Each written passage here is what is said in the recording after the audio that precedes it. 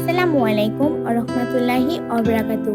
আমি মারিয়াম আবৃত্তি করছি কবি কার্তিক ঘোষের তুমিও বলো কবিতাটি।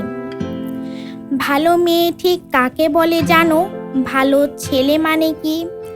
তুমিও বলবে সহজ প্রশ্ন, মাপকাঠি একটি। যে মেয়ে পেয়েছে অঙ্কে 100, যে ছেলে ভূগোলে সেরা, ওরাই ভালো সবাই বলছে, হীরের টুকরো এরা। কাগজে ওদের ছবি ছাপা হয়, টিভিতে দেখায় মুখ।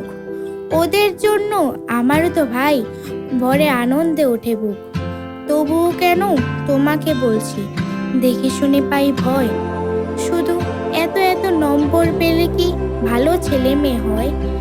আচ্ছা ধরো না, যে মেয়ে পেয়েছে অঙ্কে অনেক কম, তার গান শুনে মুগ্ধ সবাই, হাততালি হরদম।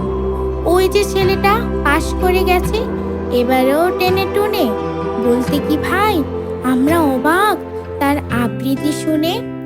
নাটকেও তার পেশা আছে খুব, পরের বিপদে ছোটে।